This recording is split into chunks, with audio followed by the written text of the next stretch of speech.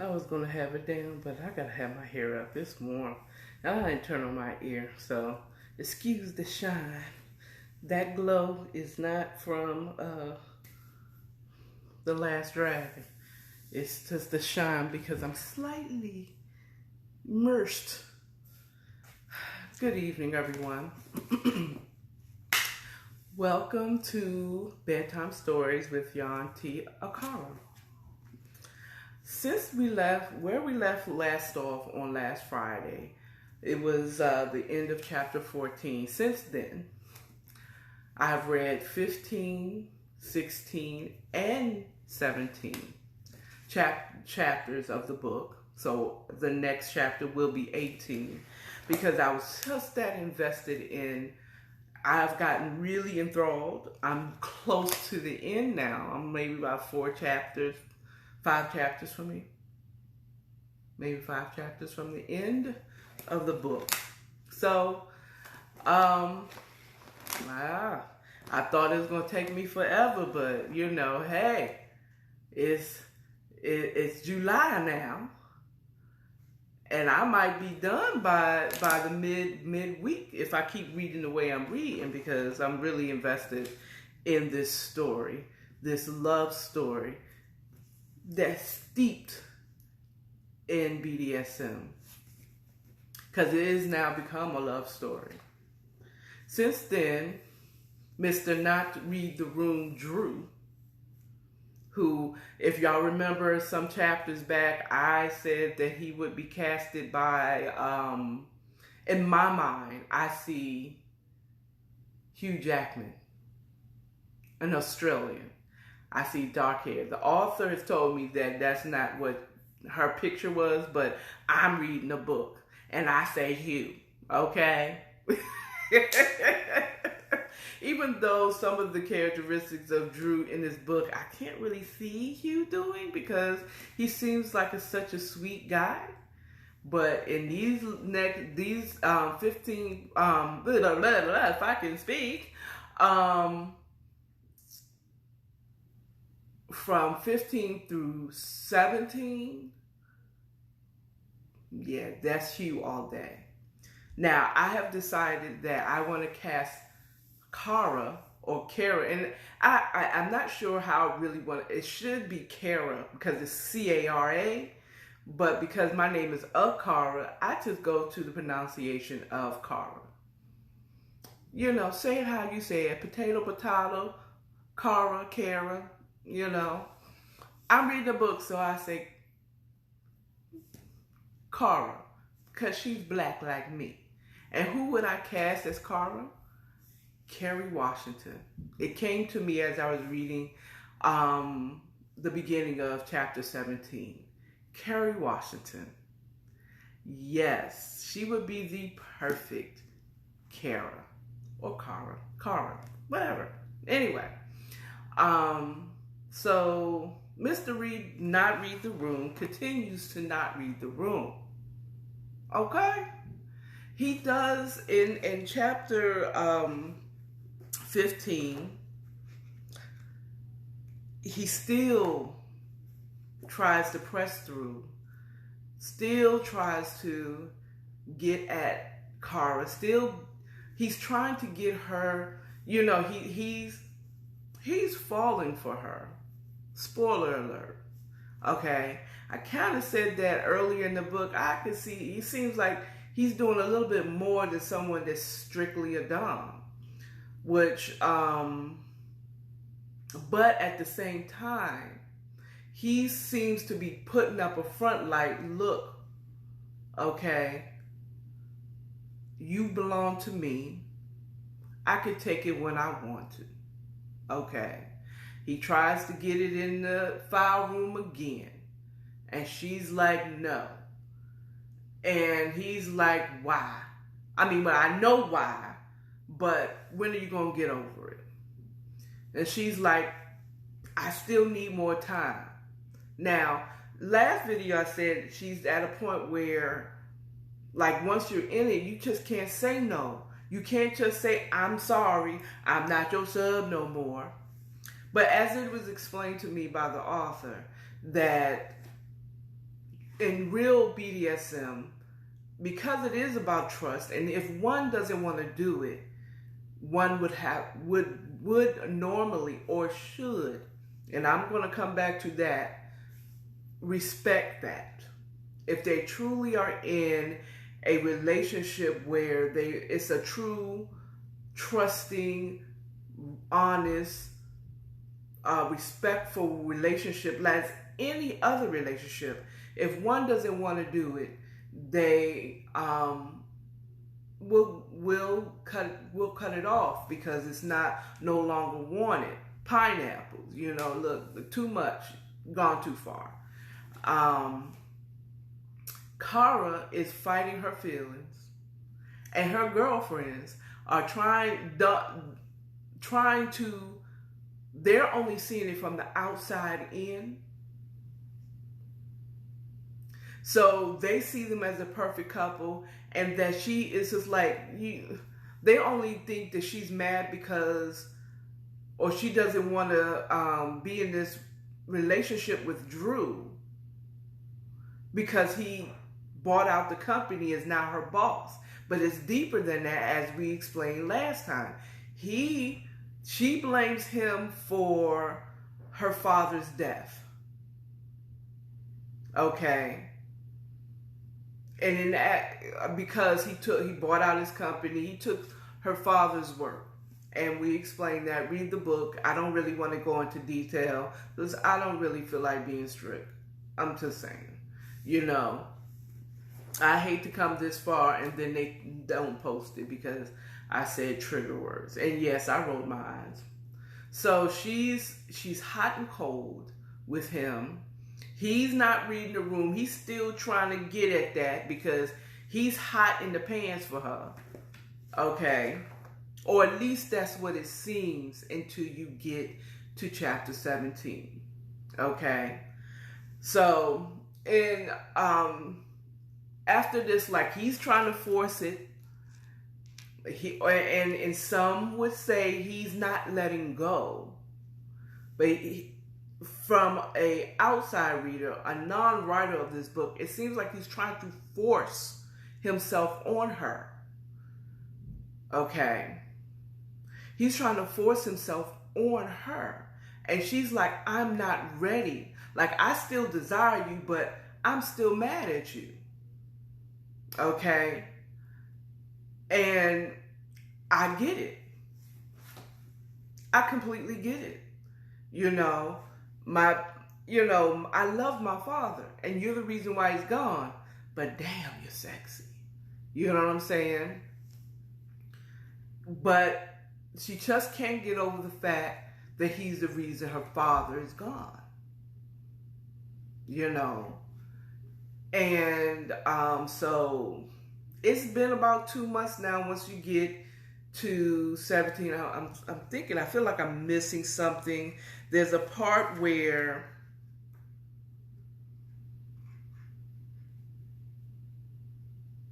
he's still trying to press the issue in his office, and she's just being she's just having slide remarks and rolling out, doing everything he hates to show that, look, I ain't having it, whatever, with your sexy ass. I mean, it's just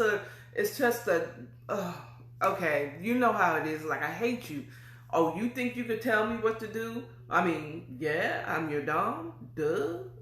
I'm saying you belong to me. And I'm your boss. So if I tell you this, you're going to have to do that. Okay? Which she really doesn't. Actually. You know what I'm saying?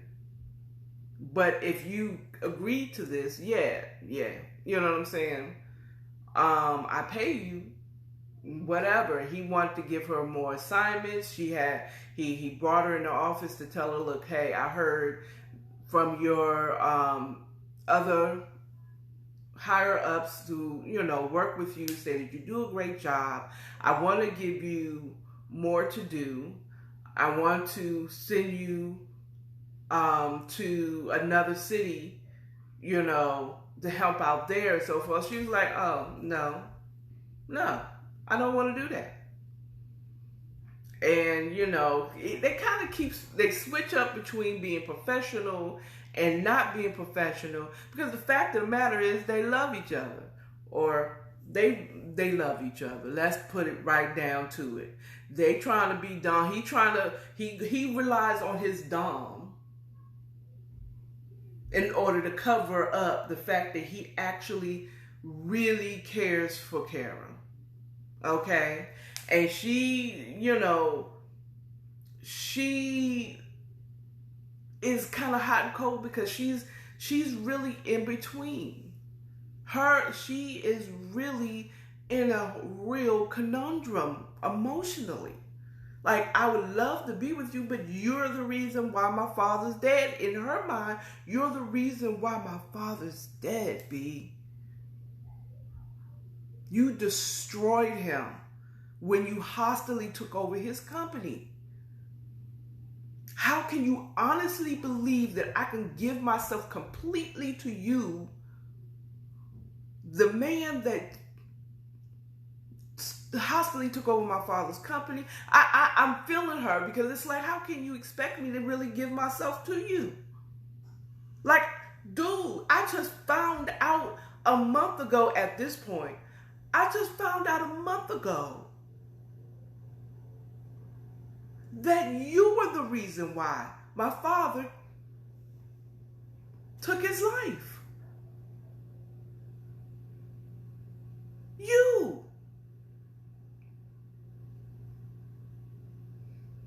And I just can't get over it, because you said, I'm sorry. And you keep reminding me that you're my Dom and that I belong to you. Read the room, Drew. She needs more than a weekend. She needs more than a couple of weeks. And you keep pressing the issue because you want her. Oh, Jesus. So, in chapter 16, there was a final, well, it's not a final, but he tries one more time. And he does something very hot to her in the file room. Once again, the file room. I'll never want to go into a file room, never again. Okay? Well, I don't have no problem, because there ain't nobody in my office that I have any type of relationship with like that. But he took something. Okay, you have to read the book for that, because I'm not going to go there, but and she felt good. And then he said, I'm going to give you space, and I'm not going to press the issue until you come to me. Okay? And she was like, oh. I mean, of course, she's like coming down from her high from what he just did. That's cold-blooded. So you're going to give me so much pleasure and then say, I'm going to leave you alone. Like, really, nickel?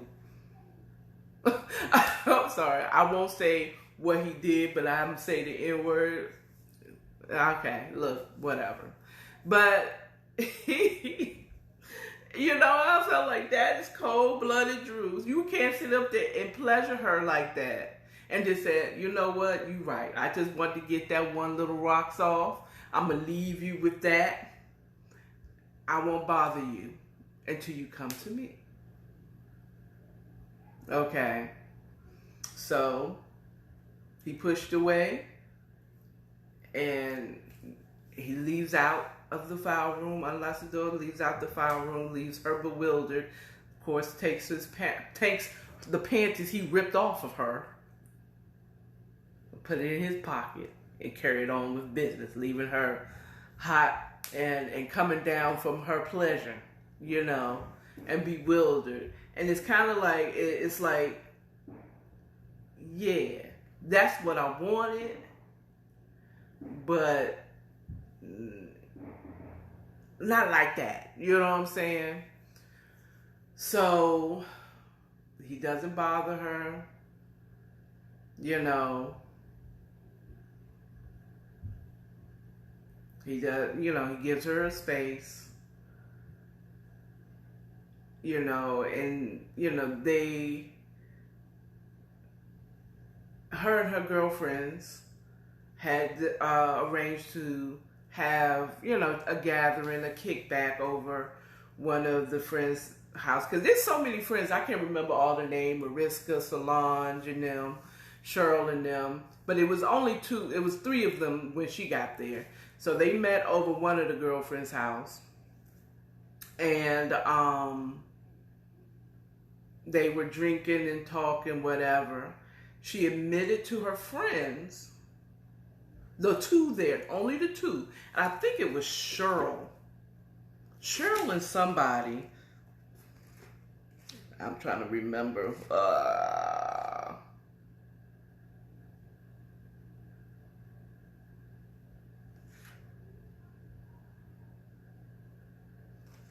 Okay, hold on. I'm going to look at it. I'm getting it.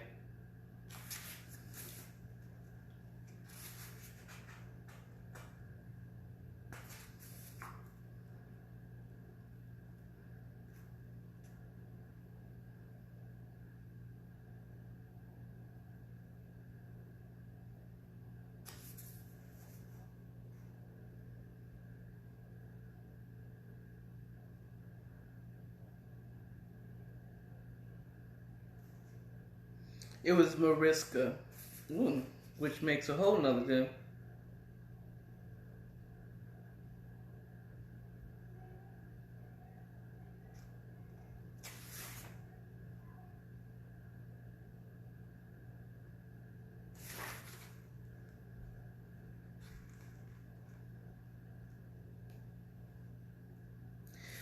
She's over Mariska's house. She's over Mariska's house with another friend, which I can't, if I'm not sure if it's Solange or who. Anyway, so she's over Mariska's house, and they're drinking, they're talking, and she admits to Mariska and the other one, I want to say it's Cheryl, that, hey, the reason, it's not just the fact that he's our boss, but he bought out my father's company, moved it to overseas, took it out of the country, sold it off, just took all my father's work, and because of that, my father died because of it. Very depressed over what happened to his company. And because of the hostile takeover, because that's what it was. I think that's what they call that in corporate, that's a hostile takeover. He bought him out, and took it overseas, and then, got rid of it. And it just destroyed her father, and he ended up, taking his life. And it was like,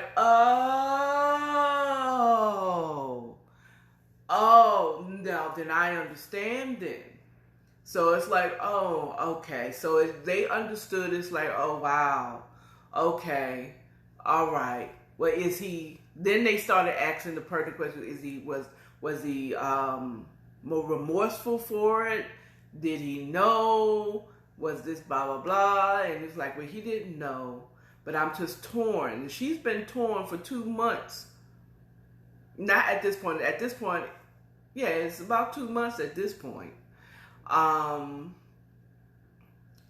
that's the reason why she's not really, she's not feeling him. She's having attitudes when he's around. She hates people talking about him, so on and so forth. So it's like, okay, cool. Now she gets towed up over Mariska's house, towed to the floor. And then she took her butt and put it in her truck and drove home. What were you thinking? Now remember back when Drew was still in Australia, and she's posting tore up at Applebee's. I picture it was like an Applebee's or something like that. And she's sitting up here saying, hey, how you doing? She's telling her, hey, he calls her. He said, if you don't sober up, get you some coffee, drink you some water, and take your butt home and don't ever do that again.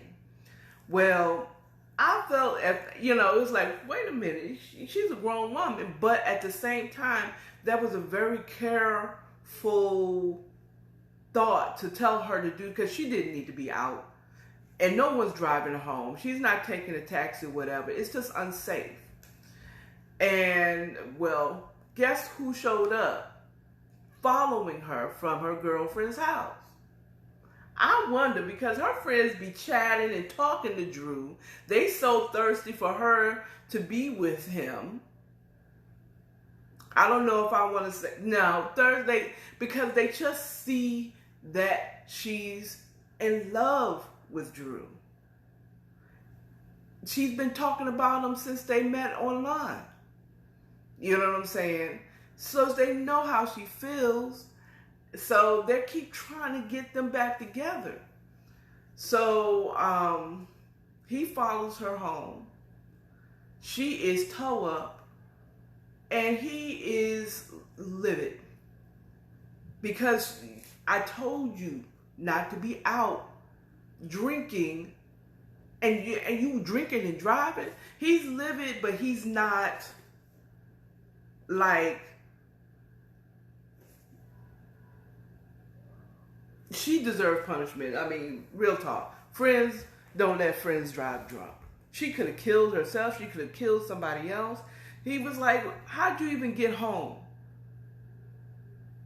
You need me. Because if you did not, you would, if I was here, if I was around, you would never have been in this situation. So he takes her in. He punishes her. He spanks her, and she's just being a whole bitch to him. She's telling him, fuck you, I don't need you, and he puts her over his knee like a child and proceeds to spanking her until she calms down.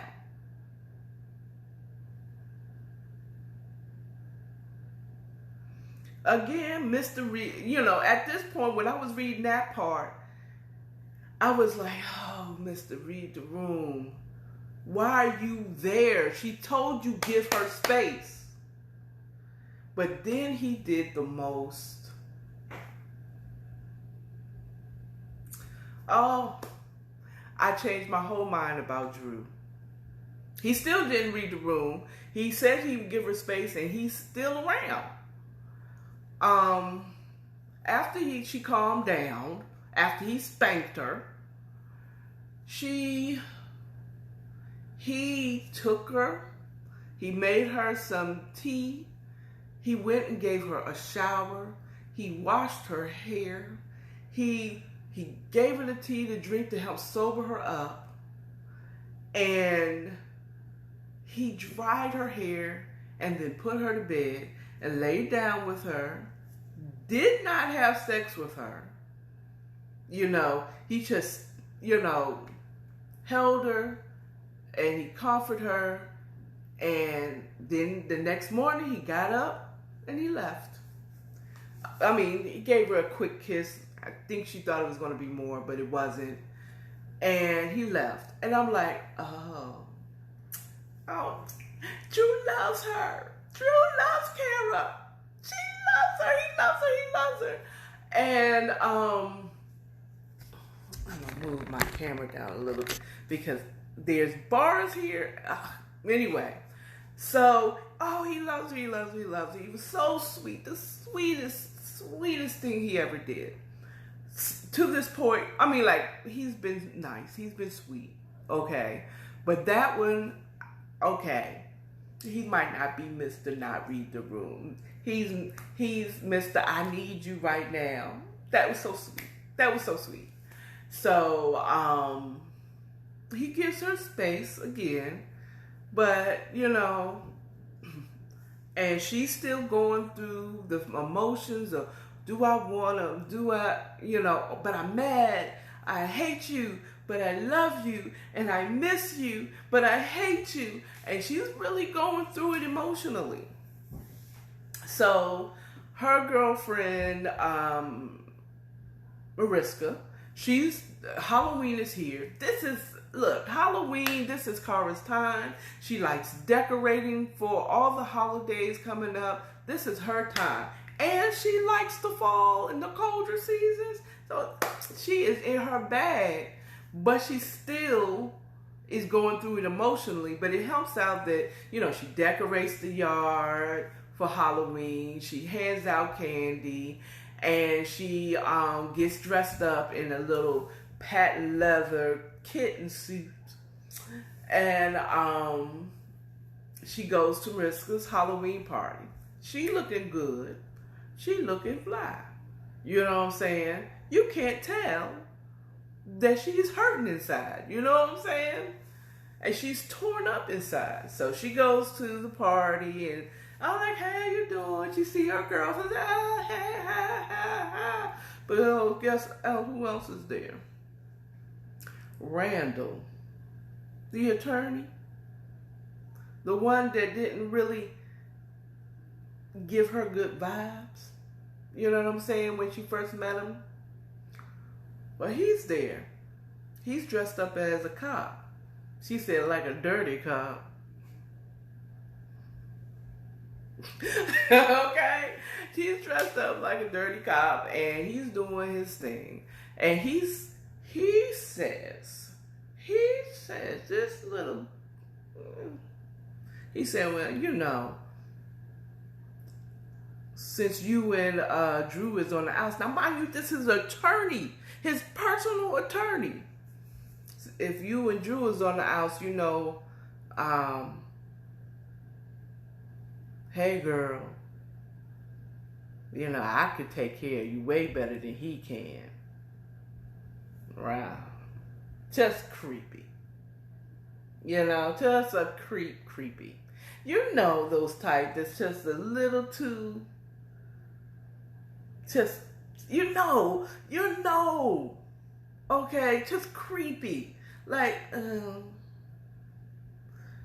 no.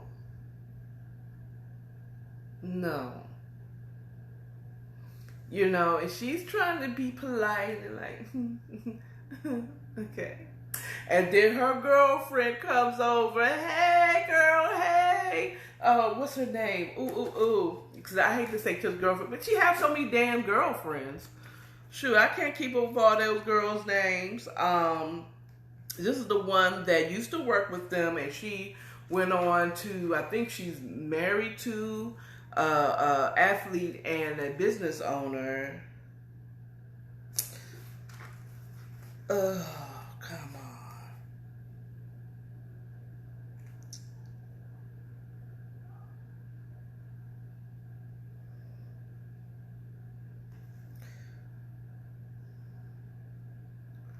Ooh, see, I can remember the creep. Jennifer. Jen comes over like, hey, girl. She was like, hey. She was like, ooh. She came right in time. Because he was giving me the creeps. Okay? So she comes over. She's, they're talking. Hey, when did you get in? I got in this morning. I had to come and show up, not lie. How girls do when they haven't seen each other in a long time.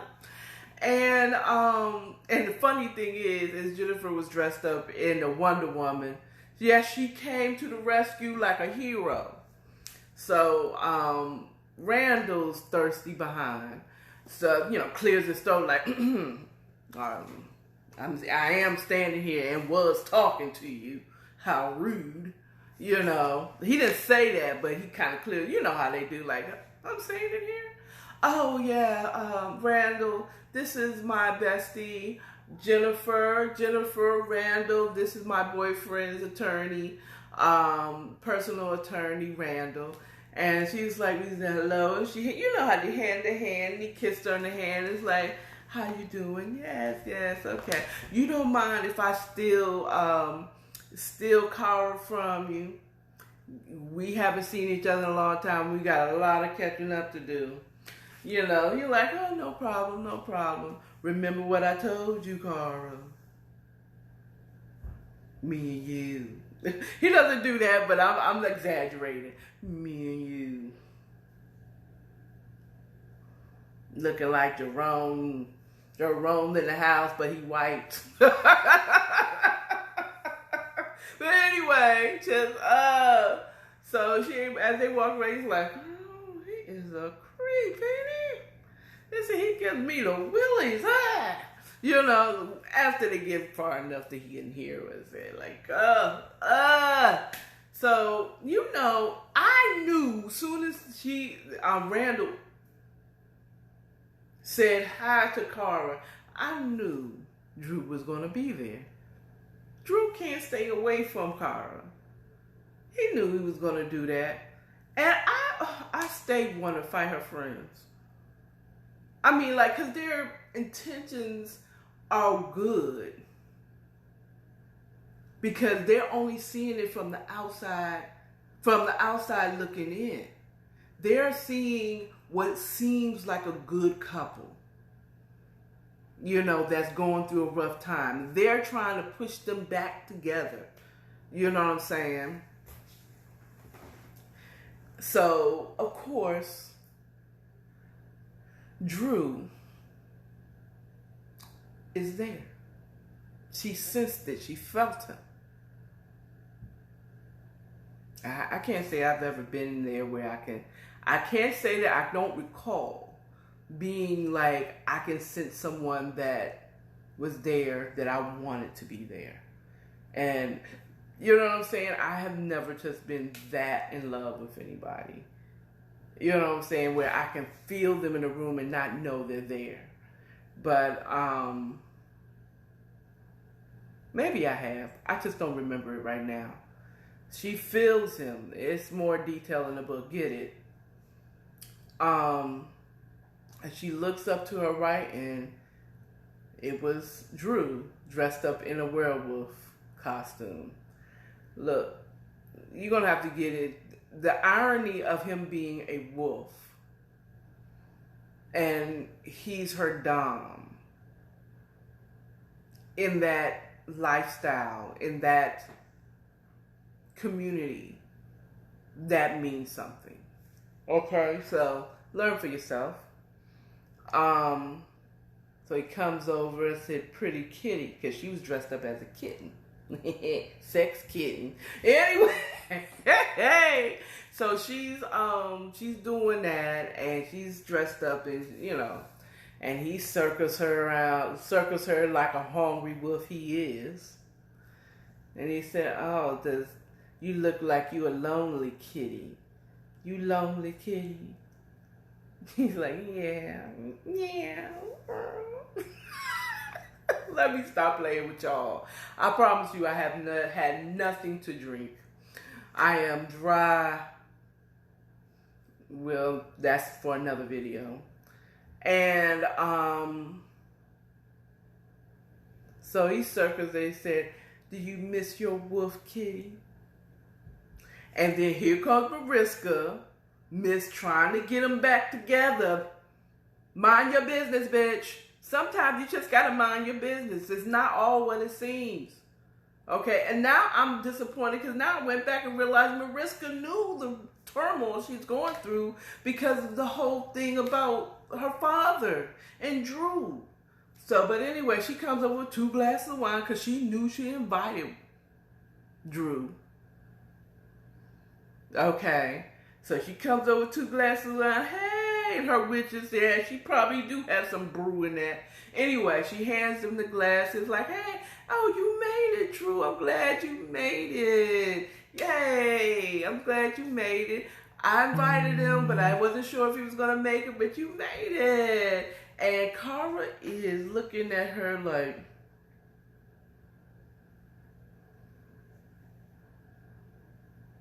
okay, bitch, what are you doing? That's what she's like. So she's like, oh, God. She sees it, but it's like, talk amongst yourselves. And then she goes away. And it's like, you know, I feel Cara at this point. Because she's not ready. You know, and she can't resist him physically. She can't look at him. She can't be, she can't really recover and really figure out her feelings as long as he's around. It's bad enough she got to work with the guy. You know what I'm saying? So, they dance, and then, he said he gives her, they dance and they just have a wonderful moment. She for a moment forgot that she hated this guy. And then, like a ding dong, he messes up and said, soon you'll forgive me. I want your, something like that. And Nina's like, oh. Then she remembered, I hate you. And she pulled away from me. Well, away from her. How can I? I'm still mad at you. And you keep coming around. You told me you'll give me space. She doesn't say this. This is what I'm putting into it. This is my judge. She's saying, oh, come on. I hate you. Okay? And so, like, it was a wonderful, if he just shut up and just danced with her. Okay? He would have had, I think Drew would have had Cara. He would have had Cara if he just not said nothing and just danced with her and held her. But no, he had to mention, oh, my father, your father, one day you'll forgive me completely, and it'll all be good. It's like, man. You're like, I'm like, ah. But anyway, so he leaves, and eventually it's the next day. I'm so mad because it's like, you knew, Mariska, stop. Now,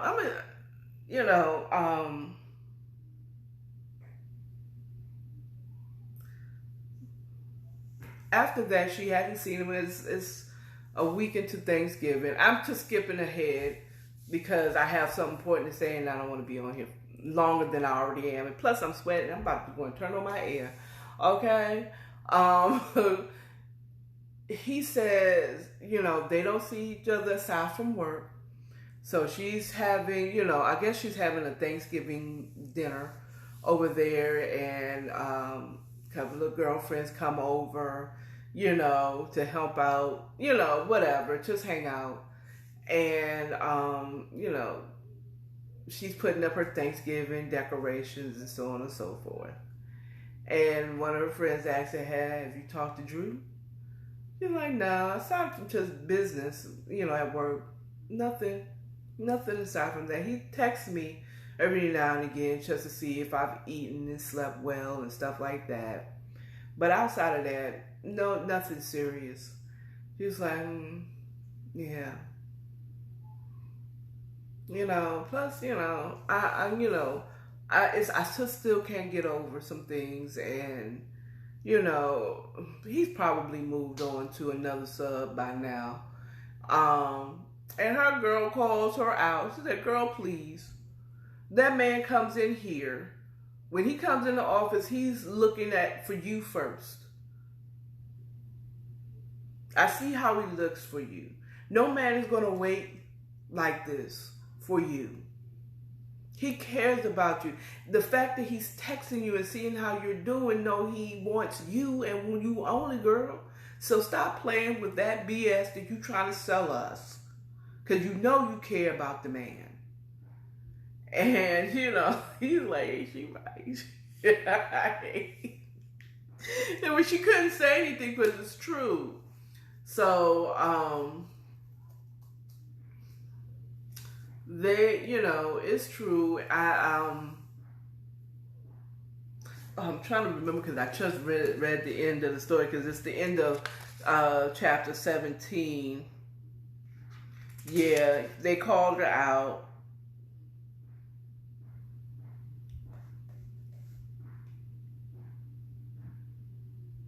Oh, okay. So Monday morning, she's back in the office. she spent all weekend just crying because she's just in an emotional turmoil. She loves the guy, but she's also mad at this guy.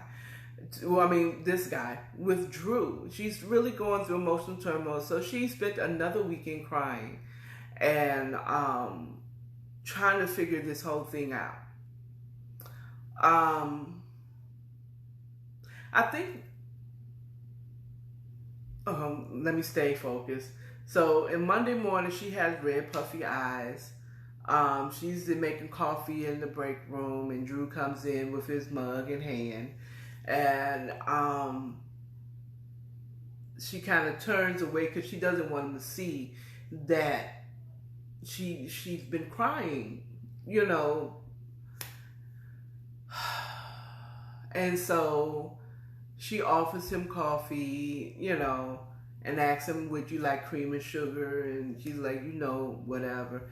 She's like, yeah, I didn't know if you went back, because prior to them meeting physically, he used to drink his coffee black.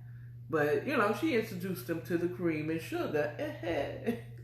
Even though she was black, he was the cream and the sugar. But anyway, he goes, you know, he's like, you should know that by now. There's no going back. Double entendre. There's no going back. We can't go back to the way it was prior to us, you know, engaging in this relationship. And you should know that.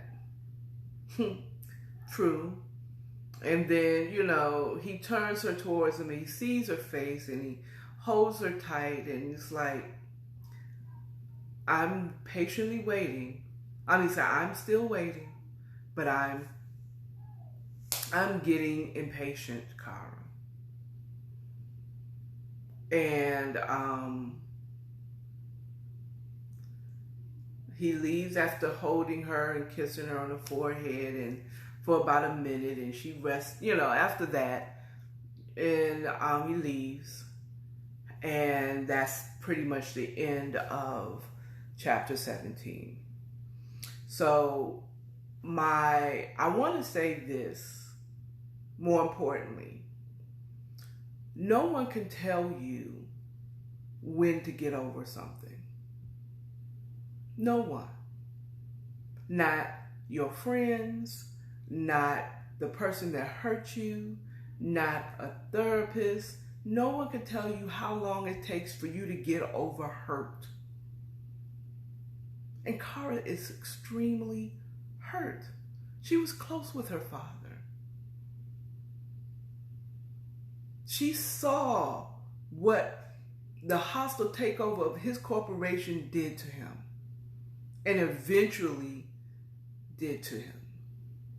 Caused him to take his own life. And though she really, really, really loves Drew, she really loved her father. And to know the man that she's in love with now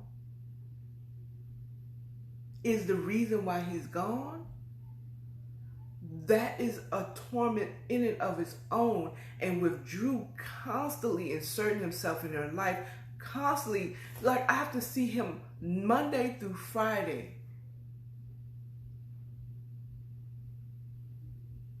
This is hard. But him putting pressure on her like, I'm getting impatient. It's like, okay. I believe if this was really meant to be, he will wait until 1,000 years for her. Her friends is trying to press the issue like, you gonna lose him. Don't you ever, ever, ever be pressured to get over hurt in fear of losing someone or something. Because you can end up destroying your life and that another person, because you are trying to hold on to something you love, but you're still hurting inside. At the same time, Cara, do the work. Go see a therapist. Pray, meditate. I ain't seen nothing about her doing anything about how her feelings and what, how she need to do the work. She's saying she's trying, but what are you doing? Crying all the time? Tearing yourself apart? I love him, but I don't. I love him, but I don't. If you would have went to a therapist or something, maybe the therapist could have explained to you, your father chose that. Yeah, Drew did what he did. He had no idea. You know what I'm saying? If you had an impartial party to explain to you, you could probably have worked through this. And you could say, like, Drew, I'm doing the work. I'm going to see a therapist. We're working through this. But it's going to take time. So now, not only she's torn between her feelings, now she's possibly has the feeling of, I'm going to lose him if I don't hurry up and get over this. Come on. Now, I know these aren't real characters. You know what I'm saying? And it's not anyone that's going through, I'm not speaking to real characters. But I will tell you, don't let nobody rush you to get over anything. Any pain. You know what I'm saying? You take it one step at a time. And if it's turmoil, if it's 20 years now, boo. Now, I have to say, if it's 20 years and you still holding on to pain, you should have seen a therapist 15 years ago. Okay. You know what I'm saying? Or seen a professional, or figure it out, or decide, look, if you want to go on with somebody else, fine. I can't get over it. I've chosen my dad over you. Sorry. Make a choice, Cara. But I get it. She's turmoil, and people need to just mind their daggone business and let her work it out. That's the way I feel. I really do. Let her freaking work it out. Okay? Go to the parties. Have a drink with her. Stop asking her ass about Drew. I want to fight all her friends. Stop asking her about Drew.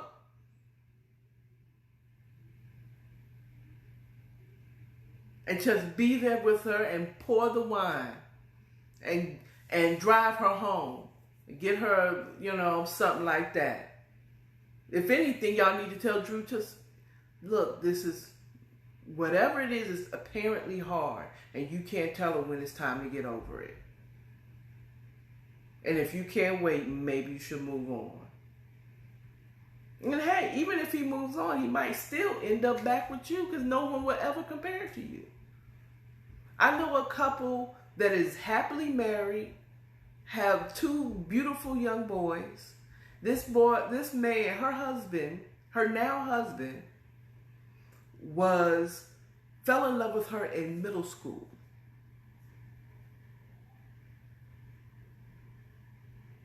They went to high school and so on and so forth. And, they lived their separate lives. He dated. She dated. She did her thing. He did his thing. But he never gave up his virginity to no woman. He stayed a virgin. Until they got back together. They began to date. He asked her to marry him. She said yes. And on their wedding night, he broke his virginity with his now wife that he loved. So I believe any man will wait. But then I also know a story of those who they were in love as high school students. One guy, they lived their separate lives. and end up coming right back together and marrying. Sometimes you have to separate for you to come back together. So don't ever have nobody rush you to get over something. Ever. But also do the work, real work.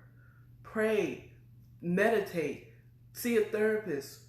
If it's disturbing your life to the point where you're not doing anything. You know what I'm saying? Like it's really affecting your life. See a professional, about this. Because you could be holding on to something forever and ever and ever, and it's like, wow. So I could have had my man back then if I had just realized that it's not really his fault. Or whatever. You know what I'm saying? But we all wake up to your own alarm clock. Oh, by the way, I'm sorry. I missed a very important part at the end of the chapter, of chapter 17. Drew asks Cara out as a friend. I think as a friend. He said, look, if we can't be together as lovers, we could at least be friends. We have to work together. So I'd like to take you out to dinner tonight. Be ready. It's formal, but risque. Okay. He said, so we can start like friends. Like in the beginning, we were friends. She's so hopeful that he gets it. Maybe we can start over. If we start over as friends, and maybe it'll work. We don't know. So that gave them a little hope in that relationship. It is a roller coaster ride. I have to admit, that chapter 17 had me dozing off a little bit because it was a little long, a little drawn out. Aside from the times when I wanted to beat up her friends and tell them to mind their goddamn business. But there's hope for them yet. We shall see in the next Bedtime Stories with your auntie, Akara. I will be posting this on my YouTube page called According to Akara, as well as on our YouTube page on Listen to Your Aunties. And go there, look, like, share, subscribe. We're going to get them up. I have a new YouTube page, so go there. I'm going to post it there. Again, mine is Akara, According to Akara on YouTube. And Listen to Your Aunties. Listen to Your Auntie on YouTube. Those are two pages. Go there, like it, view it, tell a friend, subscribe. And the cool part about it is because we don't have that many subscribers, we're not monetized. So you won't get a ton of commercials, even if you don't have premium. So go there. Go there. Also, buy the book, Take All of Me. And it's available on Amazon. Go get it. I believe the last time it was $12 or $8.99. They be having sales, honey. And I think the Prime, Amazon Prime week or time or whatever has been around. So go get it. Get a good book. It's a great love story. And I will see you next time, next Friday, maybe sooner since this is a long weekend for me. And I will also see you on my page. I will be going live again, I think tomorrow afternoon. I'm thinking I want to talk about the whole Bill Cosby release. It may go there, depending, but I think I want to talk a little bit about that and my opinions about that and that. Or whatever else tickles my fancy. So I'll see you later. Y'all have a wonderful evening. And remember, listen to your aunties, according to Akara. Ow! Bye!